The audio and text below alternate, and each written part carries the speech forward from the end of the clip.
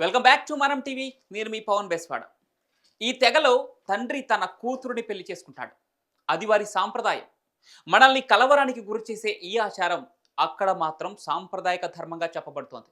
ఈ ప్రపంచంలో అనేక రకాల సంస్కృతులు, సాంప్రదాయాలు ఉంటాయి.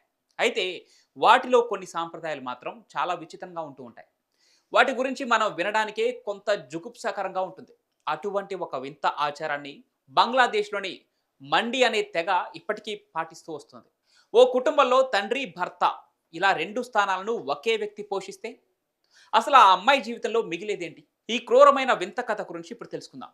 తండ్రి కూతుళ్ల బంధం అంటే ఎంతో పవిత్రంగా భావిస్తూ ఉంటాం మనం. వాళ్ళను పెంచి పెద్ద చేసి విద్యాబుద్ధులు నేర్పించడమే కాదు, మంచి సంబంధాలు చూసి పెళ్లిళ్ళు కూడా చేసే వరకు కూతుర్ని కంటికి రెప్పలా చూసుకుంటూ ఉంటారు తల్లిదండ్రులు. కానీ ఎన్నో ఏళ్లుగా బంగ్లాదేశ్లోని మండి తెగ వారి భాష, ఆచార వ్యవహారాలు మాత్రం ఇందుకు కొంత భిన్నంగా ఉన్నాయి. ఇక్కడ తండ్రి తన కూతురిని వివాహం చేసుకుంటాడు. ఊహ తెలియని వయసులో అమ్మాయిలకు తమ తండ్రులతో పెళ్లిళ్ళు చేసి 15 ఏళ్ళు వచ్చిన తర్వాత వారితో కాపురం కూడా చేయిస్తారట.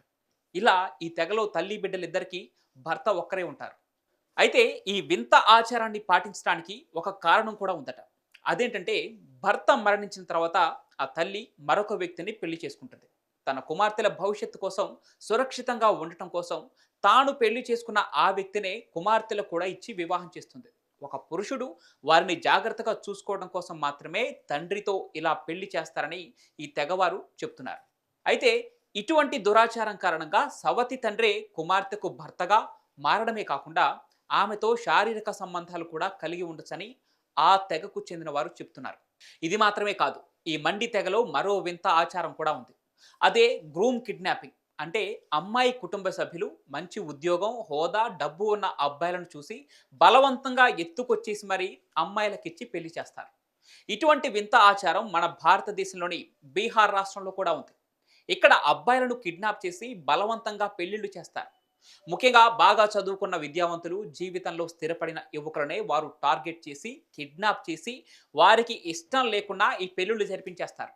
అది కూడా యువకులను బెదిరించి మరీ పెళ్లిళ్లు చేస్తారు.